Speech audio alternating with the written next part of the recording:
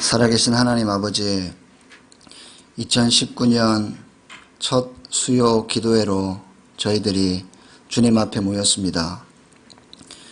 이 자리에 성령 하나님께서 임재하여 주시기를 원합니다.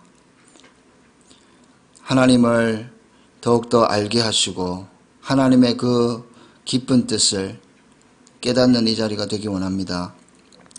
하나님 아버지, 말씀을 또 읽고 선포할 때에 하나님 이 말씀이 깨달아지게 하시고 또 하나님께서 주시는 그 메시지를 오늘 말씀 가운데 깨닫고 누리는 귀한 시간 되게 하여 주옵소서. 소망을 가지고 이 자리에 나온 사랑하는 성도님들에게 말씀하여 주시사 비전과 꿈과 소망을 허락하시는 귀하고 복된 자리가 되게 하여 주옵소서. 예수님의 이름으로 기도드립니다. 아멘. 오늘 우리에게 주신 하나님의 말씀은 고린도전서 1장 4절에서 9절입니다.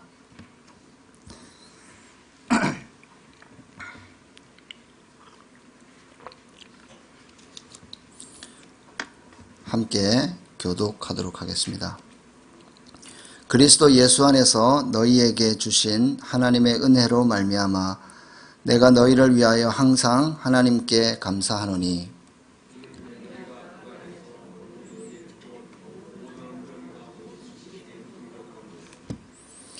그리스도의 증거가 너희 중에 견고하게 되어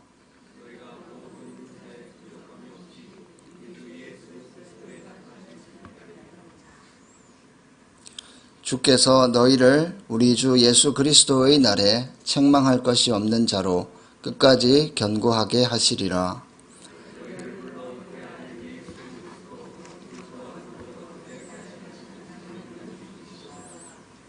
아멘. 2019년 첫 수요 기도회에 오신 우리 성도님들을 축복합니다. 여러분은 이상화 씨의 빼앗긴 들에도 봄은 오는가 이 시를 아실 것입니다. 이 시는 1926년 개벽지 6월호에 발표되었는데요. 이렇게 시작합니다. 지금은 남의 땅 빼앗긴 들에도 봄은 오는가. 일제치하의 민족적 울분과 저항을 노래한 몇 안 되는 그 시들 가운데 유독 이 시가 잘 알려진 이유는 이 시의 제목과 첫 연 그리고 첫 행이 매우 함축성 있게 나라의 아픔과 슬픔을 잘 표현하기 때문입니다. 당시 조선은 마치 꽁꽁 얼어붙은 겨울 들판과 같은 소망이 없는 그런 나라였습니다. 따뜻한 봄은 더 이상 찾아오지 않을 것 같은 암울한 시대였죠. 그러나 우리 조상들이 포기하지 않고 해방을 꿈꾸고 간절히 소망했기에 결국 어떻습니까? 빼앗긴 들에도 봄은 오고야 말았습니다. 당장 눈앞에 보이는 우리의 현실은 희망보다는 절망스러운 일들이 더 부각되어 보입니다. 하지만 그리스도 안에서 믿음의 눈으로 보면 소망이 보이기 시작합니다. 그리고 그 소망은 현실이 됩니다. 오늘 본문에서 바울은 고린도 교회를 향한 소망을 고백하고 있습니다. 고린도전서의 처음 9구절, 1장 1절에서 9절을 삭제한다면 이 서신서를 읽는 사람은 고린도 교회에 대한 상당한 그 비관적인 시선을 갖게 될 것입니다. 또한 바울이 자주 언급하던 믿음, 소망, 그리고 사랑에 대한 그 진술은 상황에 맞지 않는 그런 내용이 되어버릴 것입니다. 실제로 고린도 교회를 생각하면 어떻습니까? 감사하기는커녕 한숨과 낙심이 먼저 생겨나는 것이 정상입니다. 그런데 바울은 이렇게 탈 많고 문제 많은 고린도 교회를 향하여 소망을 말하고 있는 것이죠. 4절에서 이렇게 고백합니다. 그리스도 예수 안에서 너희에게 주신 하나님의 은혜로 말미암아 내가 너희를 위하여 항상 하나님께 감사하노니. 고린도 교회는 바울이 2차 전도 여행 때 세운 교회입니다. 당시 함께 동역했던 사람들이 있는데 아굴라와 브리스길라 그리고 실라와 디모데입니다. 유대인의 격렬한 반대에 부딪힌 그들은 유대인 전도를 포기하고 디도 유스도라고 하는 이방인 집을 중심으로 1년 반 동안 이방인 선교에 집중합니다. 유대인 선교에서 이방인 선교로 변환해서 그렇게 해서 세운 교회가 고린도 교회입니다. 이후에 바울은 고린도를 떠나서 에베소에 3년간 머무르는 동안 고린도 교회에 여러 가지 문제들이 발생했다라는 소식을 듣게 됩니다.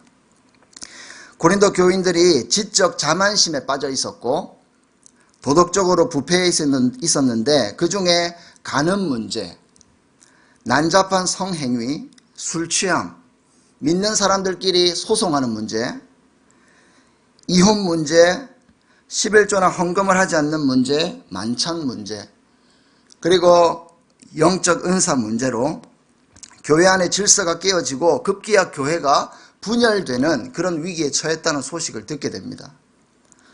당시 시대적 배경을 알면 왜 이렇게 많은 문제가 고린도 교회에 발생했는지 우리가 충분히 이해할 수가 있습니다. 한번 들어보십시오. 당시 고린도는 그리스 본토와 펠로폰네소스를 연결하는 항구 도시였습니다. 그러다 보니까 부유한 상업 도시였습니다. 당시 고린도는 2만 명을 수용하는 야외 극장을 가지고 있었는데 여기서 운동 경기가 수시로 열렸다고 합니다. 또한 사랑의 여신 아프로디테의 신전이 있었는데 1000명 정도의 신전 매춘부들이 있어서 도시 전체를 도덕적으로 타락시키는 그런 역할을 했다고 합니다. 고린도 사람들은 잘 먹었고 아무런 죄책감 없이 그들의 성적 욕구를 만족시켰고 인간의 지혜를 즐겼으며 헬라의 신들처럼 아름답게 되고자 자신의 몸을 가꾸는 일에 관심이 많았습니다. 놀라운 사실은 25만 명이나 되는 고린도 시민들이 거의 대부분 2사람 정도 되는 노예를 가지고 있었다고 하니 얼마나 그들이 풍요함 가운데 또 타락했는지를 우리가 알 수가 있습니다. 이러한 고린도에 필요한 것은 권력이나 물질이나 이런 쾌락이 아니라 죄와 사망으로부터의 진정한 자유였습니다. 이런 곳에 세워진 교회 역시 여러 가지 죄에 노출되다 보니까 문제가 많을 수밖에 없지 않겠습니까? 그래서 고린도 교회를 생각하면 감사는커녕 한숨과 낙심이 먼저 나와야 되는 게 정상입니다. 그러나 바울은 이러한 문제 많고 탈 많은 고린도 교회에 쓰는 편지 그 처음에 그 서두에 실망이나 걱정이 아닌 오히려 3가지 소망을 전달하고 있다는 것입니다. 이것은요, 막연한 소망이 아닙니다. 그냥 잘 될 거야 하는 그런 소망이 아닙니다. 분명한 이유와 근거에 의한 그런 소망입니다. 확신에 찬 소망입니다. 그렇다면 과연 바울이 고린도 교회를 향하여 소망을 품을 수 있었던 이유는 무엇이겠습니까? 그 첫 번째 이유로 그리스도 안에 있기 때문에 소망이 있다는 것입니다. 뭐라고요? 그리스도 안에 있기 때문에 비록 이 교회가 문제가 많지만 소망이 있다라고 말하고 있습니다. 우리 5절 6절을 한번 읽어보겠습니다. 우리 같이 한번 읽어보겠습니다. 5절과 6절 시작.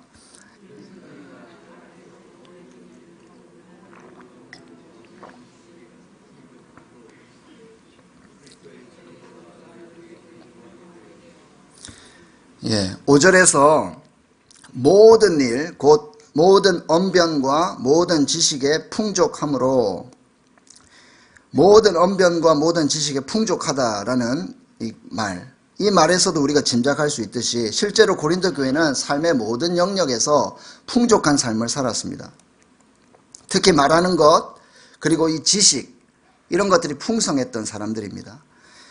헬라인들은 웅변과 지식을 굉장히 중요하게 여겼습니다. 그래서 이 고린도 교회 사람들은 주님의 은혜로 그와 같은 능력들이 매우 풍족했던 것입니다. 하나님의 은혜로 고린도 교회 성도들은 자신들의 신앙을 말로 전할 수 있는 능력이 있었고, 자연스럽게 그들의 영적인 지식과 이해력이 향상되었을 것입니다. 그래서 6절 말씀처럼 이러한 언변과 지식이 고린도 신자들에게 그리스도에 관한 증거를 확고히 하는데 도움이 되었다, 이렇게 이야기를 하고 있습니다. 그러나 아이러니하게도 고린도 교회가 당면한 다양한 문제들은 바로 이 변론과 이 지식의 풍요로움 때문에 발생했다 해도 과언이 아닐 것입니다. 그래서 바울은 지금은 그들의 지식과 말 잘함이 다툼의 도구가 되고 있지만, 바울은 이러한 연약함마저도 훗날 복음 증거의 강력한 도구로 사용될 것을 소망하고 있는 것입니다. 그런데 이 소망의 근거로 주목할 부분이 있는데 바로 그 안에서입니다. 그 안에서. 왜 소망이 있느냐? 그 안에서, 바로 예수 그리스도 안에서 소망이 있다는 겁니다. 이 문구를 사용한 것은 하나님의 은혜가 일반적으로 주어지는 것이 아니라 예수 그리스도의 그 영역 안에서, 오직 예수 그리스도 안에서 주어지는 독특한 은혜가 있다라는 겁니다. 그걸 지금 강조하고 있습니다. 그리스도 안에 있는 사람은 소망이 있습니다. 왜냐하면 그분의 풍성함으로 인해서 그분을 믿고 의지하는 그 사람도 주님의 풍성함을 똑같이 누리게 되기 때문입니다. 이 풍족함은 세상에서 누릴 수 없고 오직 그리스도 안에서만 맛볼 수 있는 풍성함입니다. 성도 여러분, 그리스도 예수 안에 있으면 소망이 있는 것입니다. 태초부터 시작부터 우리 주님은 어떤 분이셨습니까? 부족함이 없는 분이셨습니다. 풍성하신 분이셨습니다. 그분 안에 머무르면 그분의 모든 풍성함이 저와 여러분들의 풍성함이 되는 것입니다. 지난 주일에 유년부 그 3학년 어린이들에게 수료증을 주었습니다. 이제 수료증을 받은 아이들은 이제 돌아오는 주일부터 초등부로 올라갑니다. 아마 타 부서도 마찬가지일 텐데 온갖 정성을 들여서 잘 키워놓으면 위에 부서로 다 올라가 버립니다. 그래서 가끔씩은 좀 서운한 마음이 듭니다. 그런데 종종 교회에서 고등학생들을 만나면 너 아무개 아니니? 이런 말을 자주 하게 됩니다. 감탄의 말을 하게 됩니다. 이 아이들이 자라면서 교회 학교 각 부서에서 말씀으로 양육되어서 이렇게 성장하는 모습을 보면서 얼마나 감사한지 모릅니다. 유년부에서 열심히 예배드렸던 그 꼬마 아이가 이렇게 의젓하고 멋진 고등학생이 되어가지고 다시 유년부 교사로 헌신을 하겠다고 할 때에 저는 고백할 수밖에 없습니다. 주님, 이 교회에 소망이 있습니다. 주님, 그리스도 안에서 자라나는 이 아이들에게 소망이 있습니다. 이런 고백을 할 수밖에 없습니다. 그리스도 안에서 성장하고 자라나는 이 다음 세대들에게 그 성장하는 모습을 볼 때에 소망이 있음을 우리는 부인할 수가 없습니다. 바울이 말하는 그리스도 안에서 모든 것이 풍족하다는 의미는 우리가 조금 더 적용하면 교회 공동체 안에 이 소망이 있다는 것을 알 수가 있습니다. 사실 각각의 그리스도인에게 모든 은사가 부족함이 없다라고 고백하기에는 이 본문이 그렇게 해석하기에는 무리가 있습니다. 은혜로 주신 모든 은사를 풍족하게 누리려면 교회 공동체 안에 머물러 있어야 한다는 것을 여러분들이 꼭 기억하시면 좋겠습니다. 공동체 안에 은혜가 있습니다. 거기에 머물러 있을 때에 하나님의 풍성한 은혜를, 모든 은사와 그 은혜를 누릴 수 있다는 겁니다. 하나님께서 그분의 아들 예수님을 보내주시면서 예수님이 가지신 모든 것을 우리에게 주셨습니다. 그러므로 사랑하는 성도 여러분, 새해에 새 소망이 우리에게 있습니다. 한번 옆 사람에게 이렇게 한번 고백합시다. 새해 새 소망이 있습니다. 예. 여러분, 왜 우리에게 소망이 있죠? 여러분이 바로 그리스도 안에, 그분 안에 있기 때문에 소망이 있는 것입니다. 두 번째로 소망이 있는 이유는 그리스도께서 다시 오심을 기다릴 수 있기 때문에 소망이 있습니다. 그리스도께서 다시 오심을 우리가 기다릴 수 있기 때문에 소망이 있습니다. 우리 7절 말씀을 함께 읽어보겠습니다. 시작.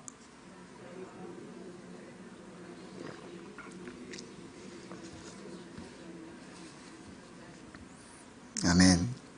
여기서 그리스도의 나타나심을 기다림이라 말씀하고 있습니다. 여기서 나타나심은 뚜껑을 열다, 수건을 벗긴다, 이런 의미가 있습니다. 즉 예수 그리스도의 참뜻이 지금은 비밀스럽지만은 종말에는 비로소 완전하게 드러나게 된다라는 겁니다. 시간은 끝을 향해서 계속 흘러가고 있습니다. 때가 되면 뚜껑이 열리듯 수건을 벗기듯 감추어진 그 비밀이 완전하게 드러나게 될 것입니다. 그때가 바로 우리 주님께서 오시는 날인 것입니다. 그런데 당시 고린도 교인들에게 예수님의 재림이 기다림보다는, 소망보다는 쾌락을 즐기는 이유가 되어버렸습니다. 지금 안 즐기면 언제 즐기냐 이거죠. 주님께서 곧 오신다는데 지금 할 것 다 해봐야 되지 않겠느냐 이겁니다. 하지만 바울은 고린도 교인들이 변화될 것을 확신하면서 그리스도의 재림을 기다리는 성도들의 모습을 이 마음에 지금 꿈꾸면서 고백하고 있는 것입니다. 바울은 주께서 그들에게 주신 재림 신앙이 복음을 전파하는 동기가 될 것을 믿고 있습니다. 주님께서 재림하시니까 이제 시간이 얼마 안 남았으니까 우리가 쾌락을 즐길 것이 아니라 복음 전파에 힘써야 된다, 이런 마음을 꿈꾸도록 지금 소망하고 있는 것입니다. 그 이유는 그들이 위대한 은사를 소유했다거나 빛나는 업적을 세웠기 때문이 아니라 우리 예수 그리스도께서 자신의 죽음과 부활을 통해서 그들을 위해서 행하신 그 일 때문에 가능한 것입니다. 그들이 잘나서 그런 것이 아니라. 여러분, 실제로 성경을 연구해보면 고린도 전서를 받은 이 고린도 교회 성도들이요, 굉장히 회개했다라고 이야기합니다. 이 고린도 후서를 쓴 이유가 두 가지 소식을 들었는데, 첫 번째는 고린도 전서를 받은 이 성도들이 회개했다는 소식. 그런데 좀 나쁜 소식은 이 사도 바울의 그 사도성을 부인하고 거짓 교사들이 또 일어나는 그런 안 좋은 소식, 두 가지 때문에 고린도 후서를 또 쓰게 됩니다. 어쨌든 이 성도들이 어떻게 됐다고요? 바울의 소망대로 변화되고 회개했다는 겁니다. 여러분, 소망하면 현실이 되는 것입니다. 어린 시절 시장에 가신 어머니가 고기를 사오신다고 약속하셔가지고 제가 어머니를 기다렸던 기억이 있습니다. 한참을 기다리다가 마을 어귀까지 나가서 어머니를 기다렸습니다. 기다리다가 지쳐서 다시 집으로 돌아와서 놀다 보니까 시장 가신 어머니가 생각도 안 나는 겁니다. 그렇게 잠시 잊고 놀고 있는데 대문 소리가 들립니다. 그리고는 어머니께서 오신 것입니다. 성도 여러분, 저와 여러분들도 기다리는 분이 계시죠. 바로 우리 주님이십니다. 사랑하는 주님을 기다린다는 것이 우리에게 소망이 됩니다. 왜 그렇죠? 주님께서 약속대로 오신 것처럼 다시 오시기 때문에 우리는 기다립니다. 그분이 다시 오시면 더 이상 질병으로 고생하지 않아도 됩니다. 그분이 오시면 더 이상 괴로워서 울지 않아도 됩니다. 그분이 오시면 온갖 불안과 걱정도 끝이 납니다. 주님의 재림이 있기에 지금 당하는 모든 어려움들을 우리는 인내할 수 있는 것입니다. 초대교회 성도들은 만날 때마다 뭐라고 인사했습니까? 마라나타, 마라나타, 이렇게 인사를 했습니다. 자, 옆 사람에게 한 번 더 인사합시다. 마라나타, 마라나타. 주님께서 다시 오십니다. 주님께서 다시 오시기 때문에 새해에 우리가 새 소망을 가질 수가 있는 것입니다. 주님께서 다시 오실 것입니다. 마지막 세 번째로 소망이 있는 이유는 주님께서 우리를 흠이 없는 자로 세우시기 때문입니다. 주님께서 우리를 흠이 없는 자로 세우시기 때문에 우리에게 소망이 있다라고 말하고 있습니다. 8절 9절을 함께 읽어보겠습니다. 시작. 주께서 너희를 우리 주 예수 그리스도의 날에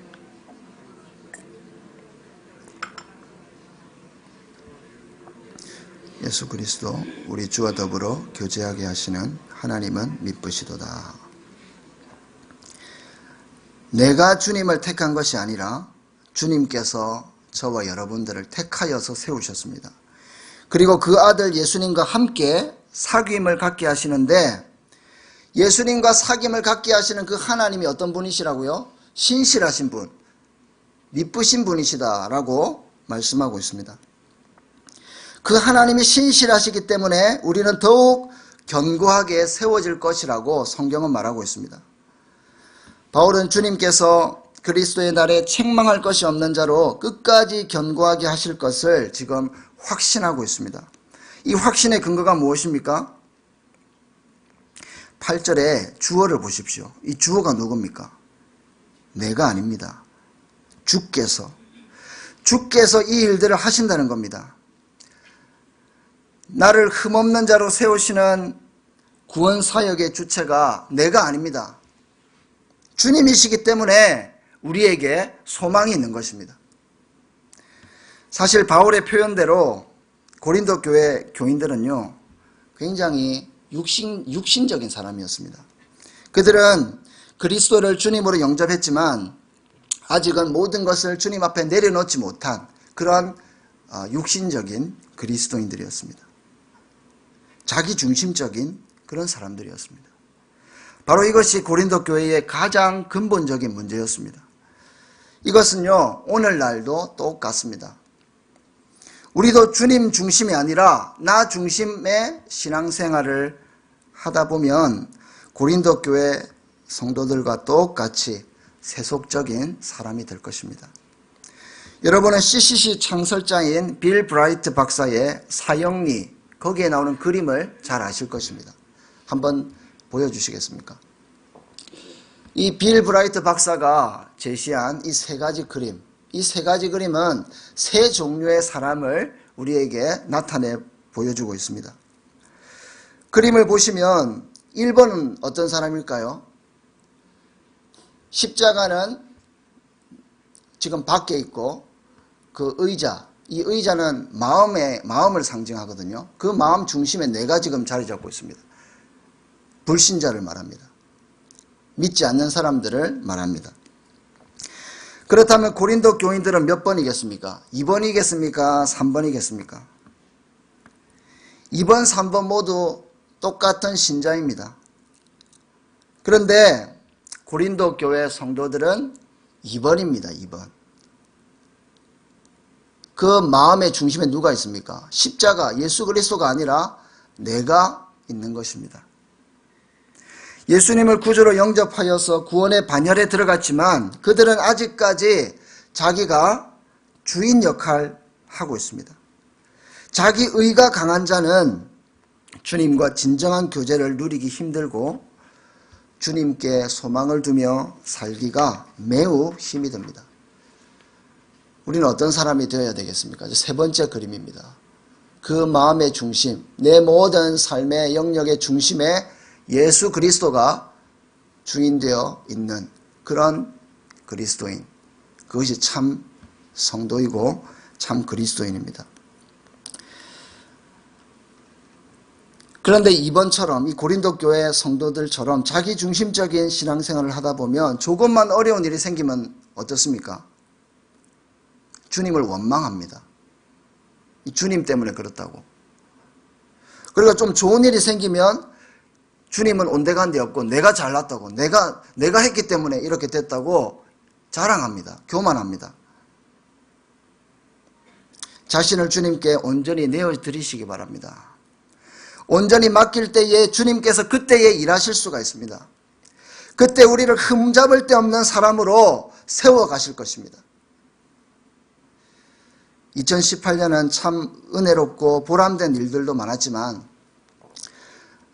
지난 12월은 개인적으로 절망의 달이었습니다.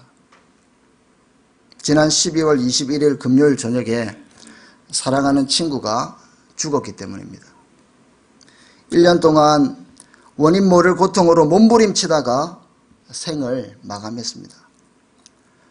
작년 한 해 동안 친구의 아픔에 같이 아파하고 기도했습니다. 고통을 치료하기 위해서 서울과 경기 지역의 유명한 병원은 다 데리고 다녔습니다. 저는 주님께서 반드시 이 친구를 치료하시고 회복시킬 것을 믿었습니다. 그리고 천리교를 믿는 그 친구의 가정을 변화시킬 것을 꿈꿨습니다. 기대했습니다. 그런데 친구는 24시간 계속되는 견디기 힘든 그 극심한 통증으로 인해서 1년 동안 발버둥 치다가 끝내 목숨을 끊었습니다. 사실 재작년 12월에 고통이 시작된 이후로 몇 번 자살 시도를 했습니다. 그때마다 친구를 위로하고 기도하며 같이 이겨보자고 함께 위로하고 기도했습니다. 울면서 기도했던 적이 많습니다. 차가운 바닷물에 떨어져서 죽기 몇 분 전에 전화가 왔습니다. 사랑한다, 고맙다. 아직도 친구의 그 목소리가 귓가에 맴돕니다. 얼마나 무서웠을까? 얼마나 아팠을까? 1년 동안 친구와 주고받은 그 카톡 내용을 컴퓨터에 다 저장을 해놨습니다. 삭제하기가 힘들어서 삭제할 수가 없었습니다. 그러면서 다시 1년 동안 주고받은 내용들을 읽어보았습니다. 나는 친구이기 이전에 목회자인데 조금만 더 신경을 쓸걸, 조금만 더 잘해줄걸, 좀 챙겨주었으면 좋았을 텐데, 이런 후회와 자괴감이 몰려왔습니다. 설교를 준비하면서 계속 질문했습니다. 새해 나에게 소망이 있는가? 친구의 죽음 후에 며칠 동안 마음이 정리가 안 됐습니다. 그러나 저는 다시 고백하게 됩니다. 그리스도 안에 새해 새 소망이 있습니다. 새 소망이 우리에게 있습니다. 우리에게는 아직 누군가에게 생명이 되는 복음을 전할 수 있는 기회가 있기 때문에 소망이 되고, 주변에 내 친구처럼 누군가의 절실한 돌봄이 필요한 자들이 있음을 알게 하시니 그것도 소망이 되고, 나의 작은 섬김이 누군가에게 위로가 됨을 깨닫게 하시니 그것도 소망이 되는 것입니다. 친구를 떠나보내며 주님께서 주시는 마음은 아픈 이웃을 섬기라, 아픈 이웃을 돌보라는 그런 마음으로 정리하게 되었습니다. 사랑하는 성도 여러분, 새해 새 소망이 우리에게 있습니다. 그리스도 안에 있기 때문에 소망이 됩니다. 그리스도의 다시 오심을 기다릴 수 있기 때문에 소망이 됩니다. 그리고 내가 아니라 주님께서 우리를 흠없는 자로 세우신다고 약속하기 때문에 우리에게 소망이 있는 것입니다. 소망은 현실적으로 존재하지 않지만 장래에 실현될 것을 기대하는 것입니다. 성경에서 말하는 소망은 단순한 기대나 갈망의 차원을 넘어서 믿음과 신뢰를 가지고 하나님을 의지하는 것을 말합니다. 이 소망은 하나님의 선택과 부르심을 입은 성도에게 반드시 나타나는 특징입니다. 고린도전서 13장 13절에서 그런즉 믿음, 소망, 사랑, 이 세 가지는 항상 있을 것인데, 항상 있다라고 말합니다. 소망은 주님께서 구원을 완성하시는 날에 성도에게 영화롭게 성취될 것입니다. 주님께서 주신 소망은 반드시 이루어집니다. 사랑하는 샘물교회 성도 여러분, 새해 새 소망을 가지시길 바랍니다. 우리 함께 찬양 한 곡 하겠습니다. 이 몸의 소망 무언가.